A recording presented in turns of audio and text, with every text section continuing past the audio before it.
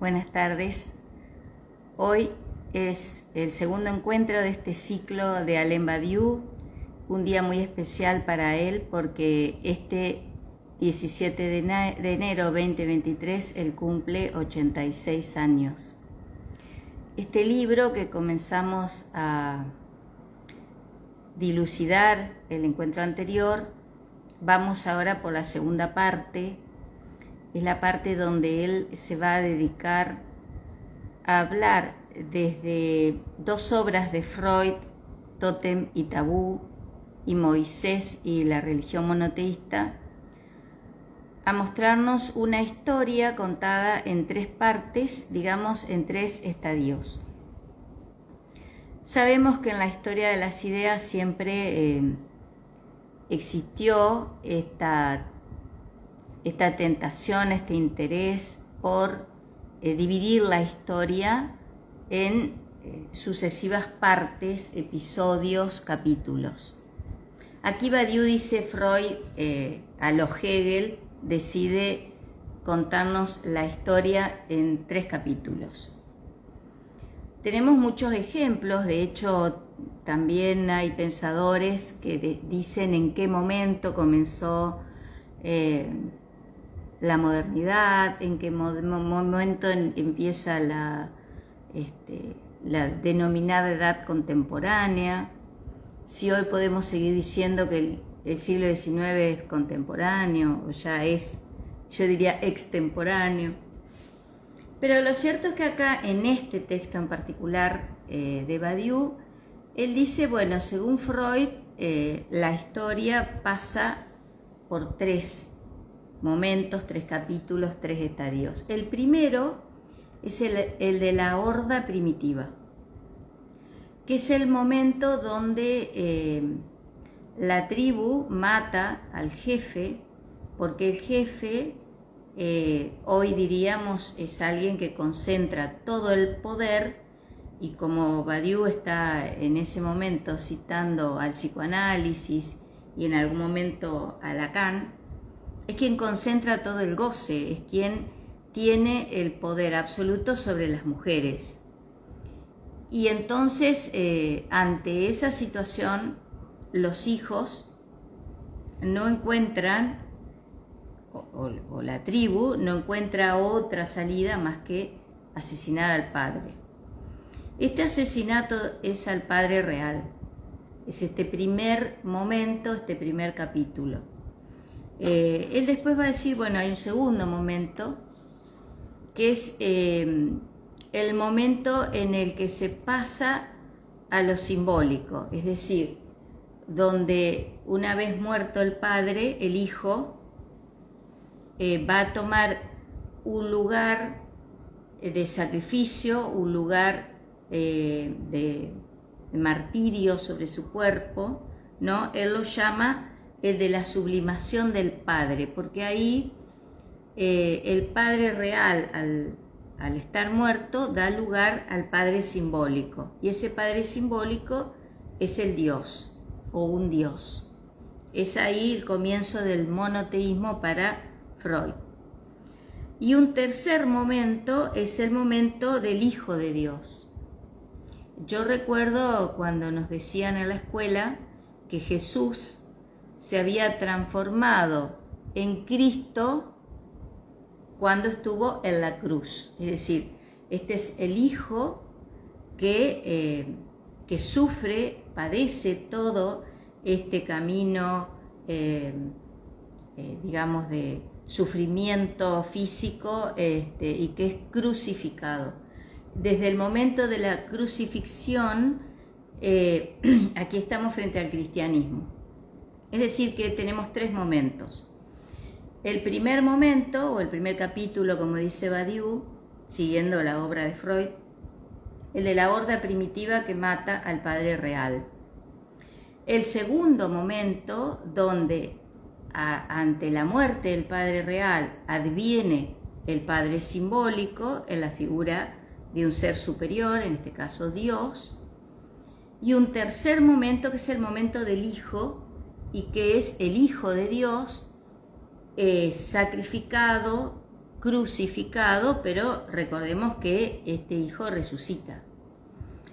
Aquí donde Badiou dice, estaríamos tentados en este tercer momento de pensar en un padre simbólico, que se transforma en un padre imaginario. Lo que ocurre es que esto corre por mi cuenta.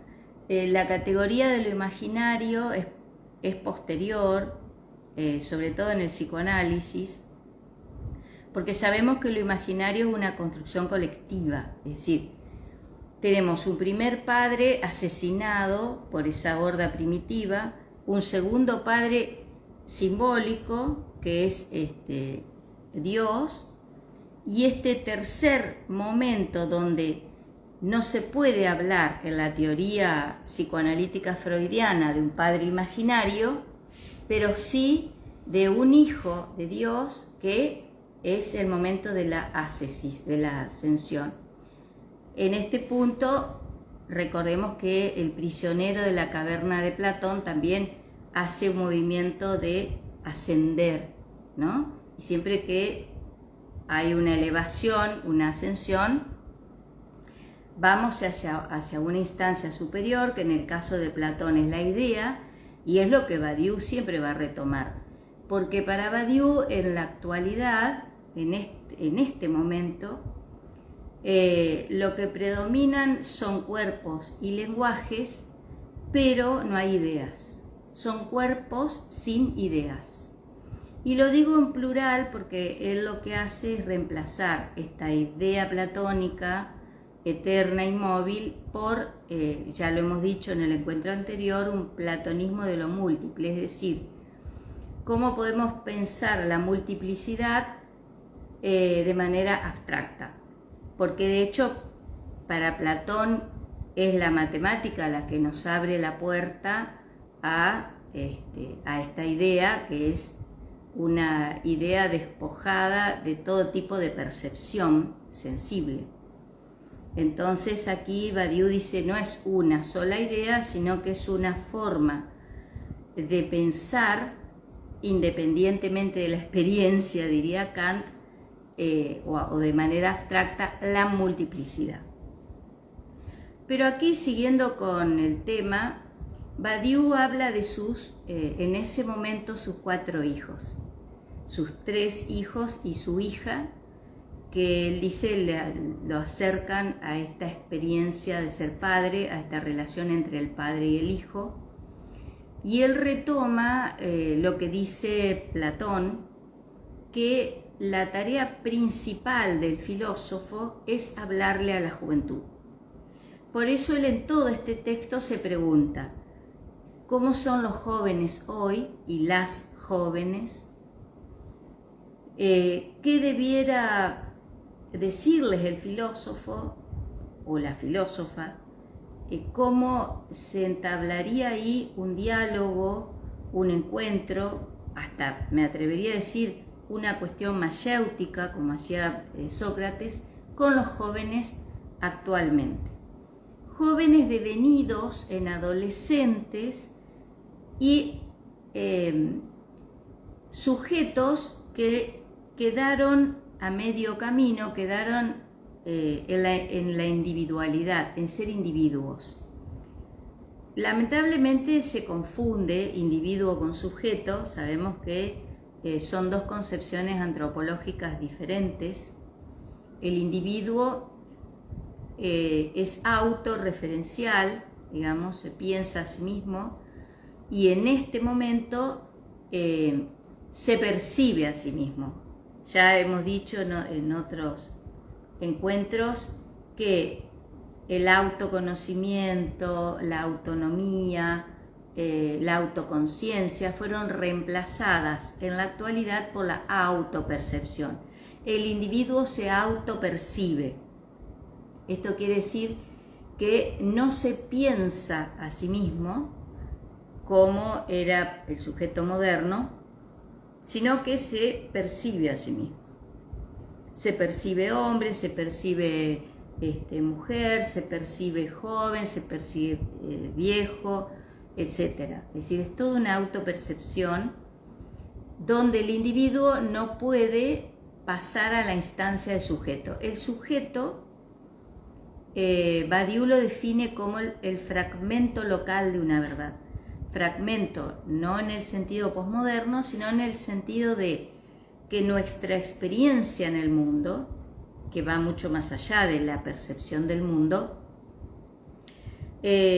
nos entabla una relación con los otros y las otras, con la otredad, establece vínculos, lazos, es un sujeto político, social, es un sujeto ético. En cambio el individuo no, el individuo queda en esa instancia de soledad en el sentido de que no puede establecer vínculos o encuentros dentro de una comunidad. Bueno, aquí Badiou va a ir avanzando sobre el tema. Yo tomé nota también para no equivocarme en los conceptos. Entonces él dice que el cristianismo es el momento del Hijo, no es el momento del Padre, y es el momento del Hijo de Dios. Es decir, el acento está puesto en el Hijo, no en el Padre, como estaba en las instancias anteriores de Padre real, Padre simbólico. Yo quería compartir una canción con ustedes, pero después cuando al video lo comparto en YouTube o aquí mismo en Instagram, lo censuran por derechos de autor. Pero lo pueden buscar, o la pueden buscar, es una canción de el cubano Carlos Varela, que se llama Guillermo Tell. Y ahí él dice, Guillermo Tell, tu hijo creció y está cansado de tener la manzana sobre la cabeza y él quiere tener el arco y la flecha. Esa canción Varela se la dedica a Fidel Castro, diciendo al líder o a quien se perpetuaba ahí en el poder, diciéndole, bueno, es el momento de que entregues el arco y la flecha. Es el momento del hijo, ya no del padre. Es una canción muy interesante, Guillermo Tell, escúchenla cuando puedan porque me hizo acordar mucho, salvando por supuesto todas las diferencias. Acá no estamos hablando de la horda primitiva, no estamos hablando de ese momento de estado de naturaleza en el que Freud describe esta escena, pero sí es cierto que este lugar del padre, tomándolo simbólicamente, ¿no? Es decir, el padre que no le permite a los hijos que puedan crecer, seguir su camino, seguir su propio deseo. Entonces me acordé mucho de esa canción, pero bueno, sé que la van a censurar si la comparto en el video. Lo que está planteando aquí Badiou, que estos tres momentos son momentos de tres cuerpos, que él habla aquí del cuerpo pervertido, que es este cuerpo que apela a la violencia y a la agresividad, que mata al padre real en la horda primitiva. Un segundo momento que es el cuerpo sacrificado, que es de el Hijo de Dios que muere en la cruz, que entrega su vida a la cruz. Y el tercer momento es el cuerpo meritorio. Recordemos que Cristo resucita y que aquí la resurrección no se está pensando ni en términos religiosos, ni en términos bíblicos, sino estrictamente simbólicos. ¿Qué significa resucitar después de ese martirologio, después de todo ese sufrimiento? Y el cuerpo meritorio aquí no tiene nada que ver con la meritocracia, sino con el hecho de un cuerpo que está vivo en un determinado contexto y que estudia, trabaja, que tiene amistades, que forma pareja, es decir, es un cuerpo que está circulando en un contexto social determinado. Y él aquí dice, hoy cuando los jóvenes se han transformado en adolescentes, y continúa con lo que decía en el capítulo anterior, el adulto ha sido infantilizado, el adulto no quiere ser adulto, quiere ser joven. Si lo trasladamos a esta relación padre-hijo, el padre queda en un lugar de semblante, dice Badiou, utilizando también esta palabra del psicoanálisis. No es un padre real y tampoco pasa a ser un padre simbólico, porque él no es otra generación, sino que quiere equiparar su generación a la generación de los jóvenes devenidos en adolescentes. Él dice, hay una inmovilidad de la adolescencia infinita. Es decir, la adolescencia se prolonga y es infinita en el sentido de que como ya no hay una generación que entrega el patrimonio cultural a una generación que continúa, que sigue la generación de los hijos, la generación de los alumnos, de los estudiantes, de los jóvenes en definitiva. Entonces hay ahí una convivencia homogénea como de una gran generación de jóvenes donde vemos jóvenes de 20 años, de 30, de 50, de 70, cuando en realidad sabemos que esos jóvenes que quieren ser adolescentes eternos ya no lo son, no lo pueden ser, ¿no? Es una cuestión también que está en el orden de lo imaginario y, como dice Badiou, del semblante. Bueno, él aquí en el texto, yo quisiera compartir algunos textos porque él dice, hay que decir que el Padre no es tendencialmente sino imaginario. Eso sería el triunfo de lo que se podría llamar un cristianismo sin Dios. Es decir, que pasar del Padre simbólico al imaginario es pensar un cristianismo sin Dios.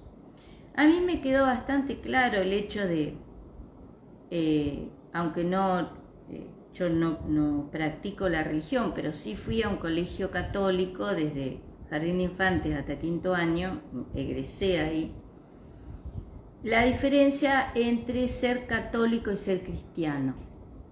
Eso me quedó muy claro, bueno, clases de catequesis, monjas, curas que circulaban por la institución y que nos daban charlas y demás. Entendí bien lo que quería decir Badiou en ese sentido, porque la religión católica es algo que se inicia institucionalmente mucho después del cristianismo. No es mi tema ni es mi especialidad, pero sí esto lo puedo plantear mínimamente. Entonces hay una cuestión que tiene que ver con ser cristiano, con esos valores, ese amor al prójimo que profesaba Cristo antes de la cruz, era Jesús, y después la institución en sí. Esta institución, que es la Iglesia, con todas las jerarquías, donde sabemos que en la Edad Media el Papa era la autoridad máxima, y aquí él no está hablando de eso, él está hablando de un cristianismo sin Dios en el sentido de que se pasa del Padre simbólico al Padre imaginario. Como el Padre imaginario, decíamos antes, es una construcción colectiva, ya no estamos en presencia de un Dios, sino de un encuentro, que también es un desencuentro, de estos adolescentes que no tienen una referencia en cuanto a la ley. La ley está en el segundo momento, que es el del Padre simbólico.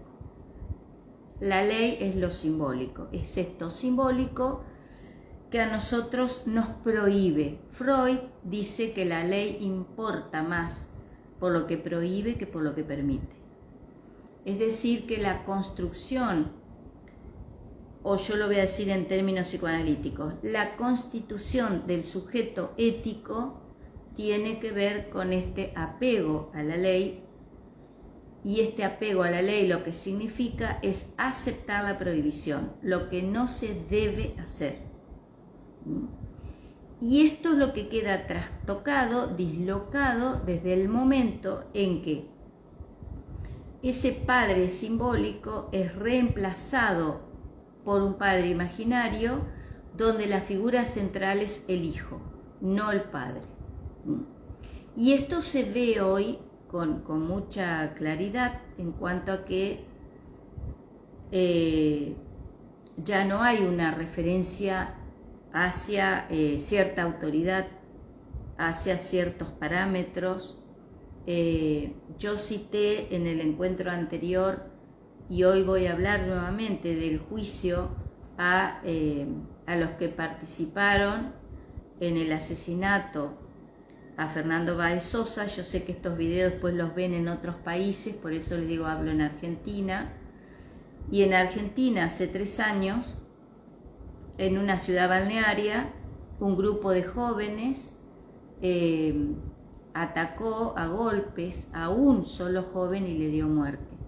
Y ese juicio se está desarrollando ahora, y uno puede ver una referencia inmediata con todo esto que está planteando Badiou, porque por ejemplo hoy el padre de uno de los que están más comprometidos y al que se le adjudica haber dado la patada que le dio muerte a Fernando, el padre hoy dijo en las redes sociales: siempre seguirás siendo mi bebé. Y ese ya no es un bebé, es un hombre, es mayor de edad y está siendo juzgado por un crimen. Que no es un crimen a un adulto, sino que es un crimen a alguien de su propia generación, de su propia edad, a otro joven, digamos. Y yo creo que todo lo que se viene debatiendo durante este mes, que hablan sociólogos, psicólogos, psicoanalistas, periodistas, abogados, especialistas en derecho penal, etc. Ahí en todos estos debates podemos ver mucho de lo que está planteando Badiou, porque si bien él es europeo, es francés, pero por obra y gracia de la globalización y de la mundialización, todo esto que él describe en alguna manera nos llega a todas y todos en diferentes lugares del mundo, ¿no?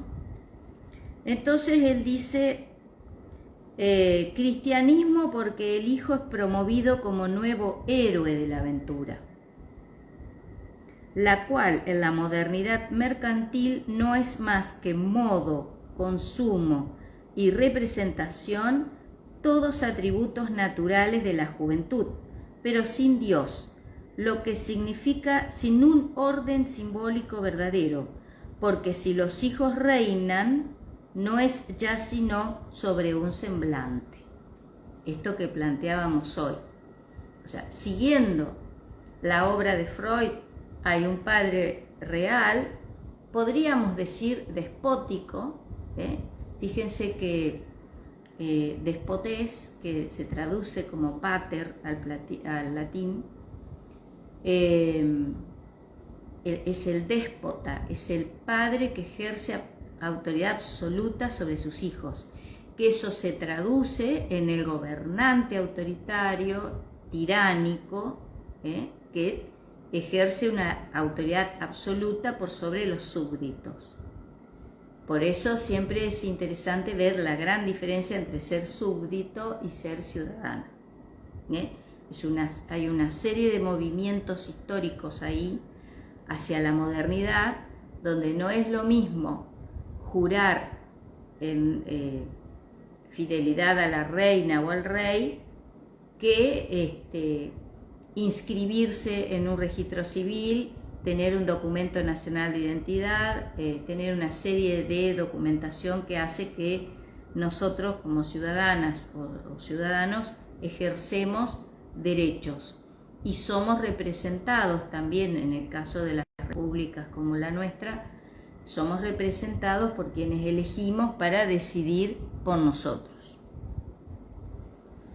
Bueno, aquí él dice, bueno, ya se perdió en este tercer momento de la historia, se perdió esta relación entre padre e hijo, esta relación con un padre simbólico, que cuando, insisto, decimos Dios, lo estamos diciendo no en un sentido estrictamente religioso, institucionalmente religioso, sino como algo superior a lo cual nosotros nos sujetamos, porque sujeto también quiere decir eso, sujeto es lo que nos sostiene, pero al mismo tiempo nosotros estamos sujetados a la ley. Y vuelvo a decir, sujetarse a la ley significa aceptar que hay una serie de cuestiones que están prohibidas. Por eso insisto con lo que decía Freud, la ley importa por lo que prohíbe. Entonces este pasaje de la naturaleza a la cultura es un pasaje de un estadio sin ley a un estadio donde hay ley. La cuestión de la ley es si esa ley deviene o se desprende de una autoridad despótica o realmente hay un consenso, hay un acuerdo, hay un contrato que hace que una comunidad determinada se organiza en torno a la ley y la respeta. Yo a raíz de este caso del crimen de Fernando y de tantos casos de crímenes y femicidios que hay, yo digo que muchas veces esos límites que las instituciones, incluida la familia, no supieron poner, bueno, lo pone el Estado. Esa ley que no pudo poner la familia, la escuela, los lugares donde transitaban y circulaban estos jóvenes, bueno, es el propio Estado, a través del Poder Judicial, quien pone ese límite y quien pone esa prohibición. Es decir, donde todas esas otras instancias fracasaron, la ley se impone desde ahí. Por eso hay una parte, a ver si la encuentro rápido. Aquí él dice, bueno, el problema hoy es que se trata de una horda sin padre que por lo tanto no tiene la posibilidad de un homicidio salvador y de un pacto fraterno auténtico. Él dice una estructura fundamental de los hijos, singularmente en la juventud popular, es la banda, la famosa y temida banda de jóvenes. Ella reproduce en cierto modo lo que Freud llama la horda y precisamente por esa razón es considerada como un flagelo del universo local. Esta banda, como se lo traduce aquí en el texto a Badiou, yo recordaba en la ciudad de La Plata, aquí en la provincia de Buenos Aires. Yo fui hace unos años a dar algunos cursos y la peatonal de La Plata le decían la pingüinera. La pingüinera era el lugar donde iban los adolescentes a escuchar música, a tomar, a estar en las motos y salir. Esa pingüinera en algún punto era como una horda. ¿Qué quiere decir? Que no había ley, no había prohibición, hacían lo que querían, es decir, estaban ahí los adultos, lejos de poner límites, se retiraban y dejaban el lugar digamos, liberado. También ocurrió más o menos en esa misma época que hubo un grupo de jóvenes de un colegio de La Plata que fueron al viaje de estudio en Bariloche y rompieron el hotel, bueno, hicieron una serie de estragos. Ahí también se habló mucho de qué pasaba con los jóvenes, con lugares así como estos de vacaciones, los viajes de estudio, como le decimos aquí, a Bariloche, donde hay un descontrol, una falta de límites, un exceso.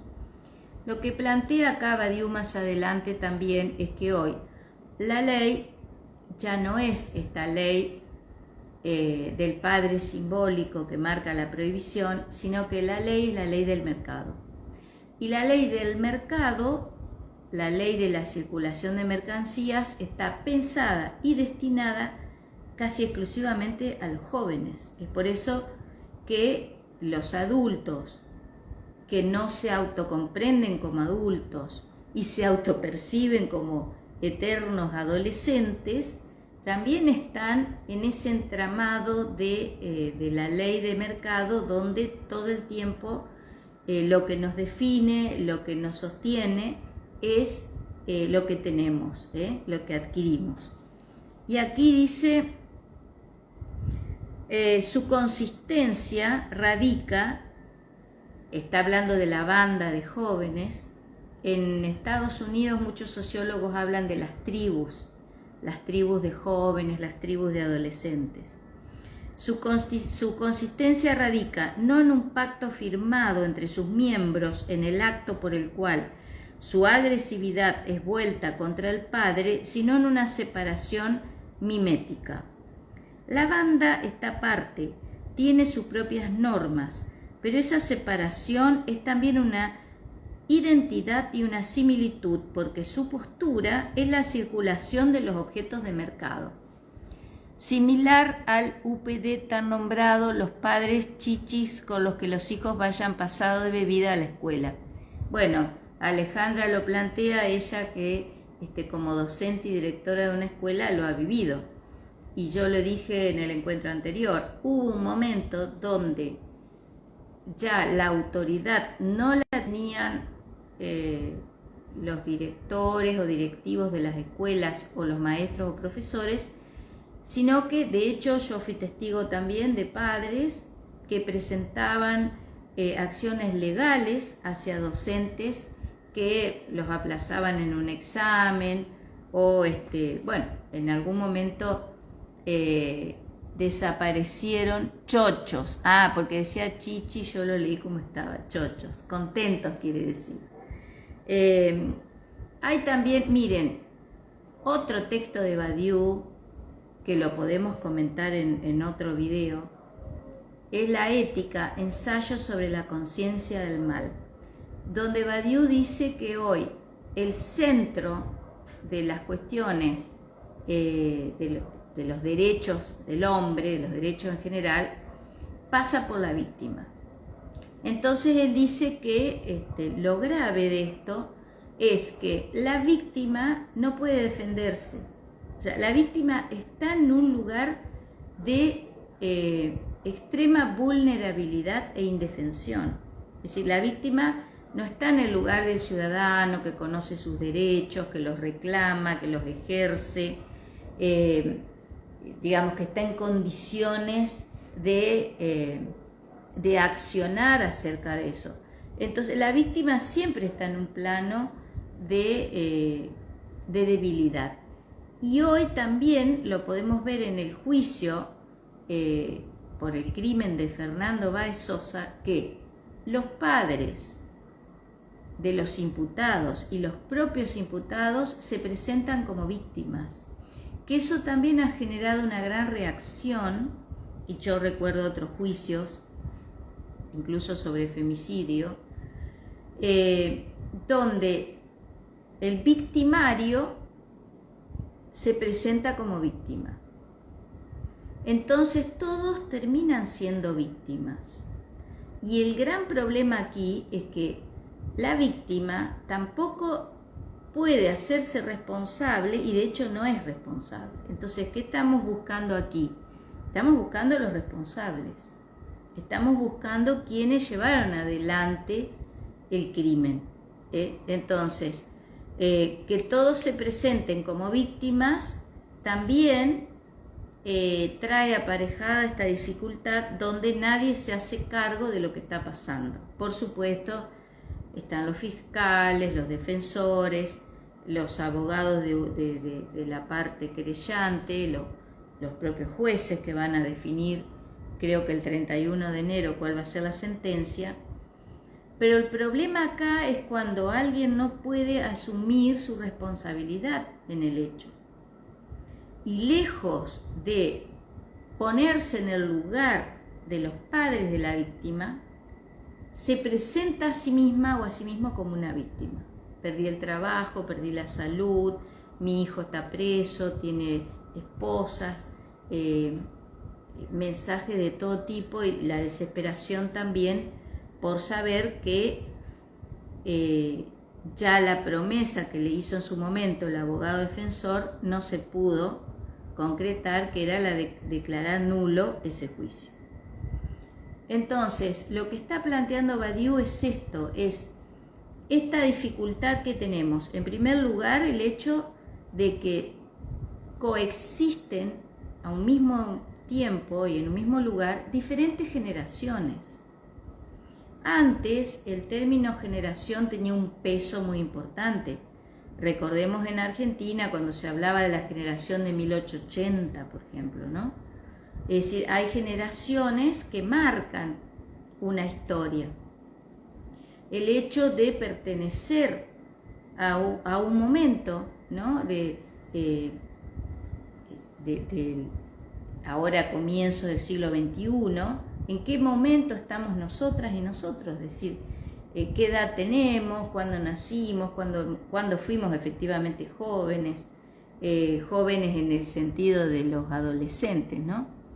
Entonces, todo eso al estar trastocado, el hecho de que la ley moral, diría Kant, es reemplazada por la ley de mercado, lo que organiza nuestra vida es la circulación de mercancías, de objetos, donde ya no hay ahí una efectiva responsabilidad de la propia vida y de la vida de los otros, de la vida de esos otros incluso que dependen de una o de uno, ¿no? Y eso es lo que él está planteando aquí. Él lo que dice es que esta agresividad sin ley que estaba en la orden primitiva, hoy es una agresividad que viene, se ve muy claro en este caso que vengo citando, es una agresividad que está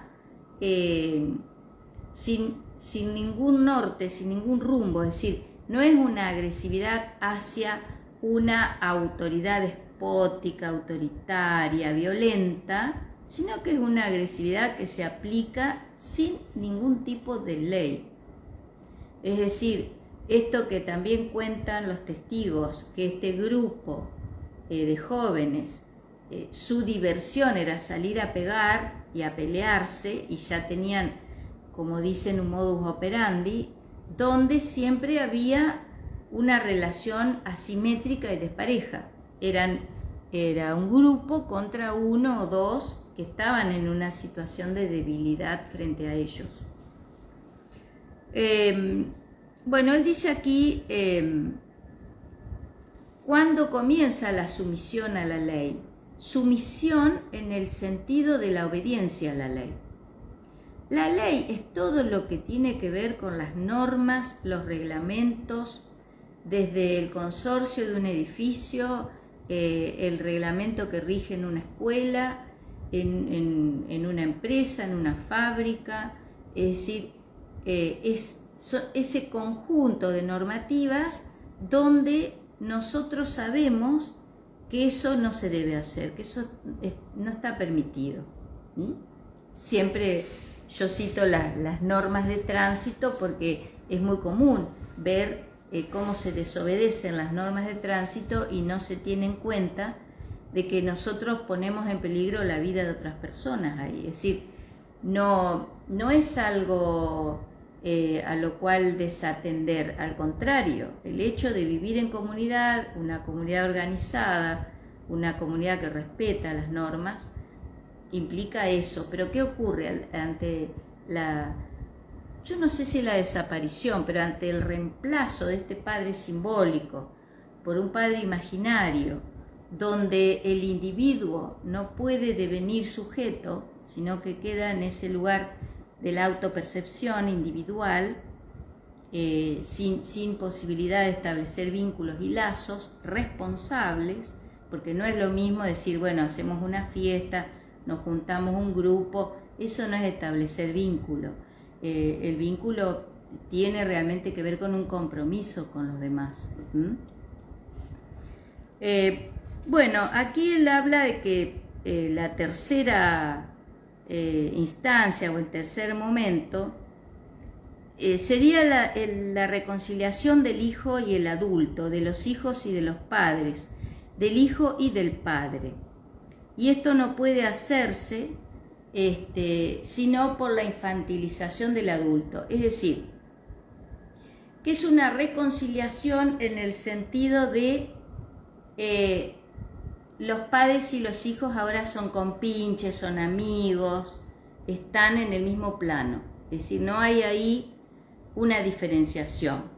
Yo no sé si la han visto, por supuesto para alguien que prefiere cuestiones más profundas, más reflexivas, tal vez no le resulte interesante, pero hay una serie, la plataforma de Netflix, Machos Alfa, que es una serie española, tal vez la han visto.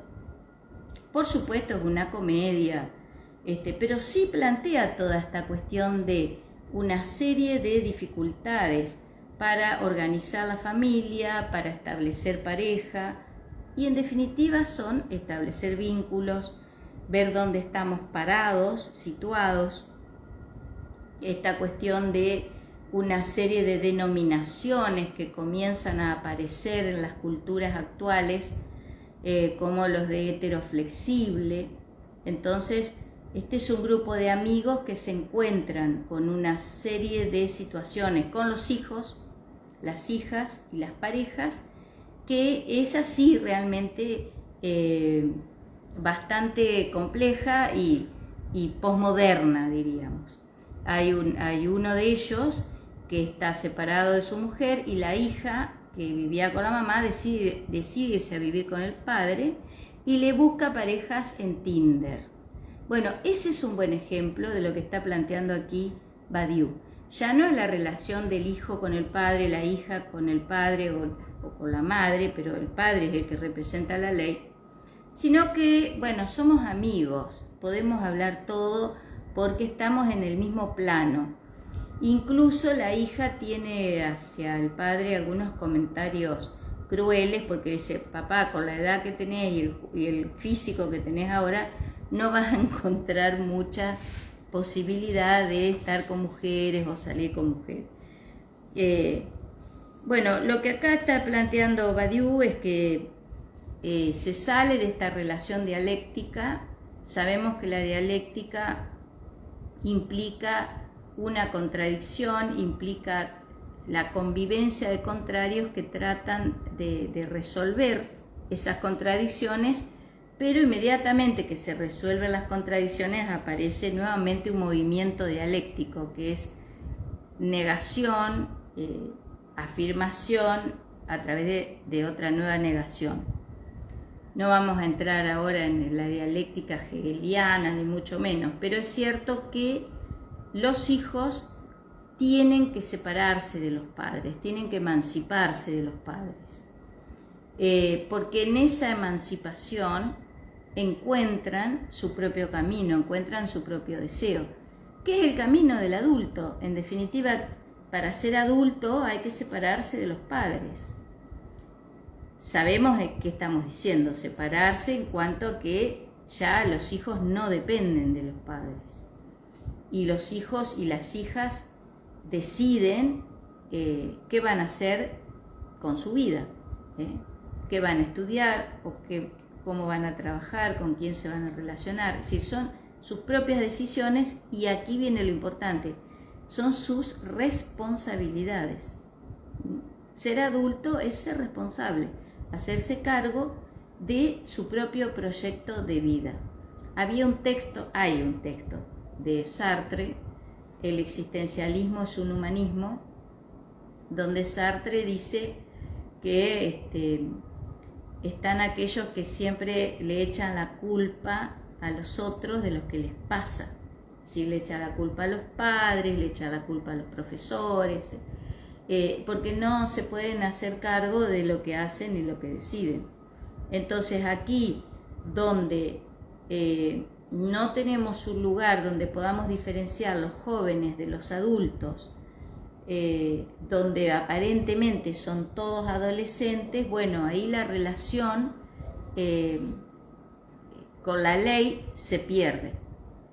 ¿Por qué? Porque hay un registro simbólico que se pierde, que es de la relación con la ley y con, podríamos decir, con el adulto, ¿no? Bueno, aquí él va a hablar, decíamos recién, de los 3 cuerpos y de la ausencia de estos rituales de iniciación.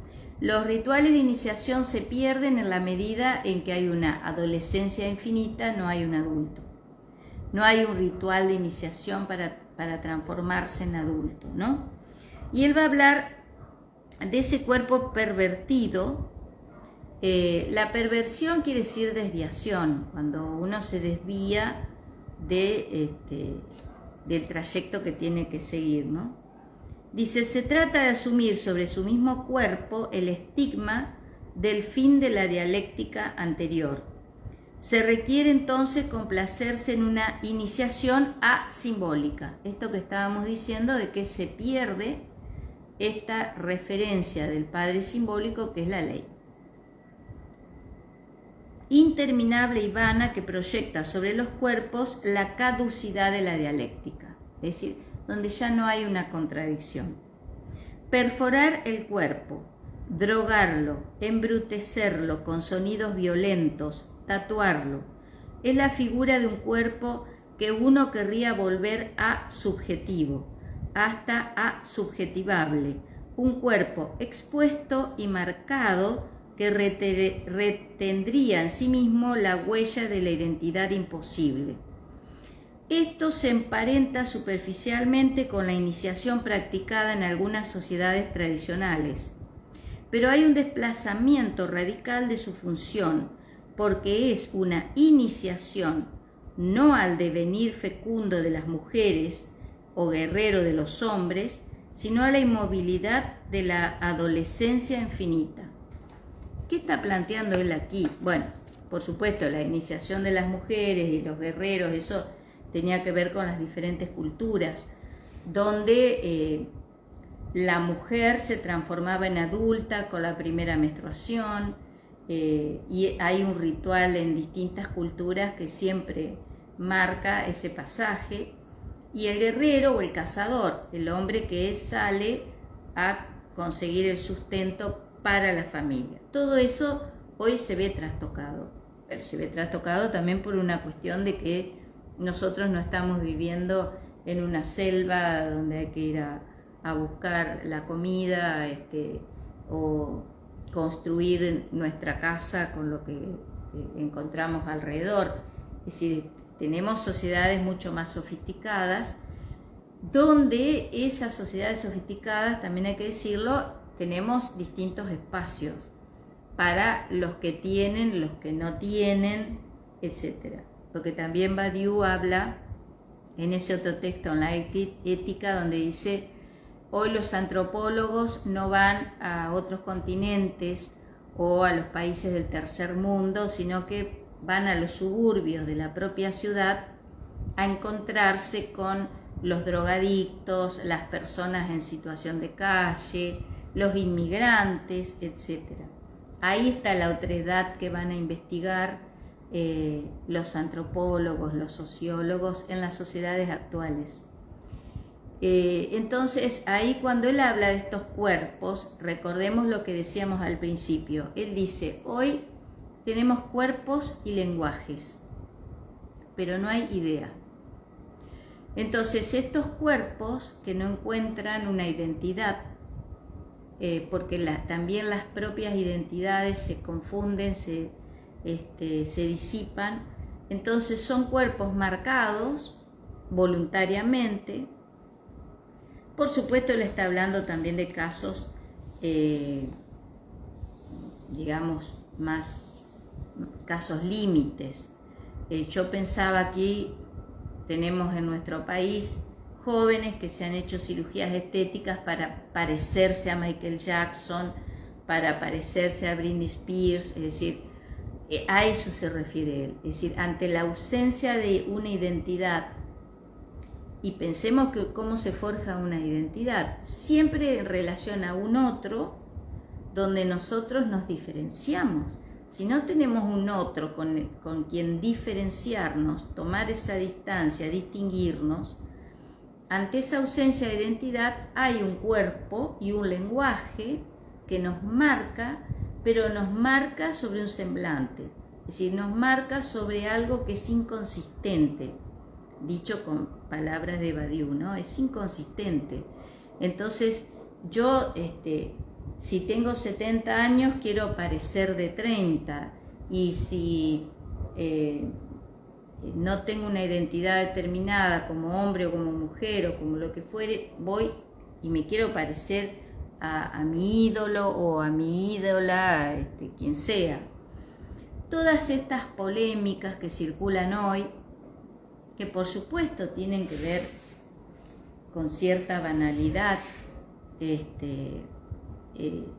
pero bueno, la discusión sobre la última canción de Shakira, o la foto que se saca Moria Kazan a los 70 y pico de años, con casi nada de ropa, digamos, mostrando su cuerpo, y alguien que le dice que se ubique porque es una mujer mayor.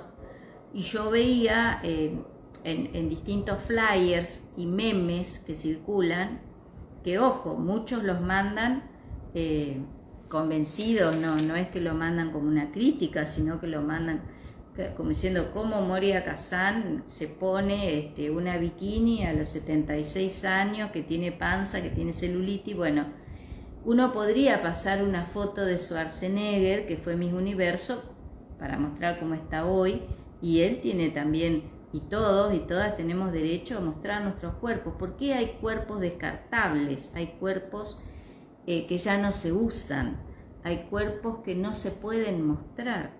¿Por qué tiene que haber un pudor con respecto al propio cuerpo y a las marcas del cuerpo? Por eso Moria dice, mi tatuaje preferido es la cicatriz que me dejó la cesárea.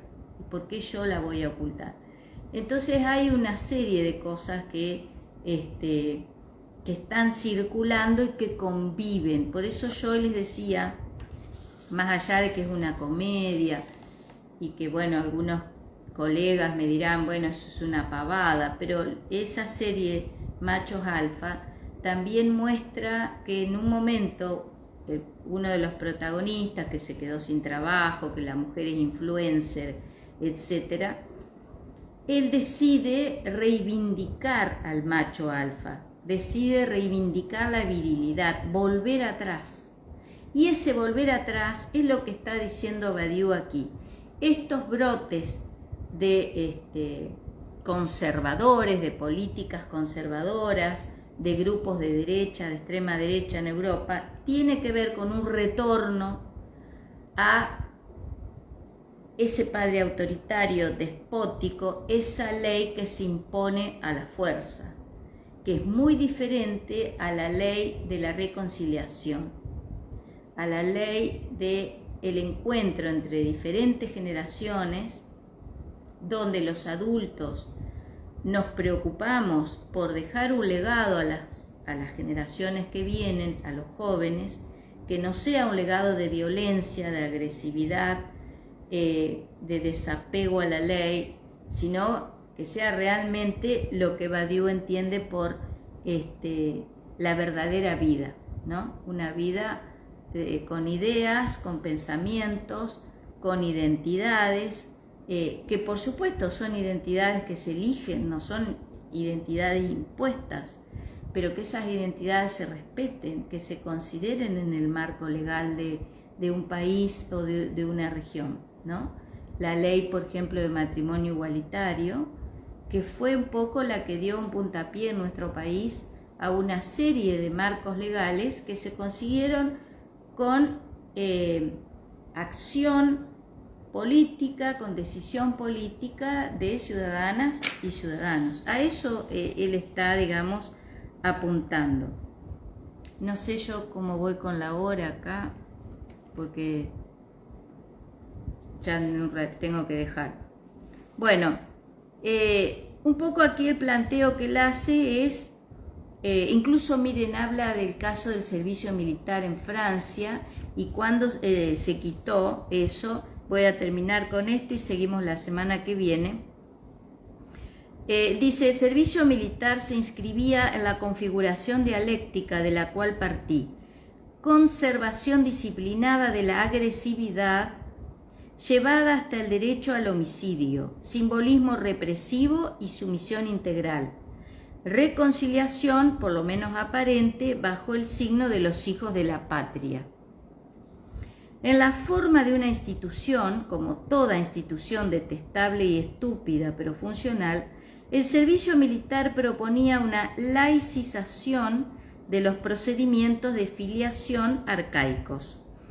El hijo era pasible del servicio militar, después venían oficio, familia y ahí se llegaba a ser adulto. No se asumieron bien las consecuencias de la supresión del servicio militar. Esa supresión era probablemente ineluctable en una Francia imperial destituida de su grandeza militar, reducida a las proporciones de una potencia media y preocupada por no gastar demasiado. También iba en ese sentido que la igualdad simbólica no esté ya frente a la muerte patriótica y a sus emblemas, sino frente a la trivialidad monetaria. Y de hecho, ya ni un solo burgués se imagina tener que morir como oficial por Francia. En este sentido, simbólicamente, ya no es una clase dirigente. No hay más que una oligarquía irresponsable. Debido a eso, el ejército, al revés de los votos de Jory antes de la guerra del 14, contra todo ejército de oficio, un ejército exclusivamente compuesto de ciudadanos y exclusivamente defensivo, ya no es más que un rejunte de mercenarios. Termino con esto porque, bueno, aquí en Argentina también tenemos nuestra historia con respecto al servicio militar, al caso Carrasco y en la actualidad algunos políticos que plantean la vuelta al servicio militar. Aquí el tema es que la sujeción a la ley sea el tema que nos convoque, es decir, si esa sujeción a la ley está dada por una instancia agresiva, represiva, violenta o una instancia de consenso, de acuerdo, de educación con respecto a la sujeción a la ley.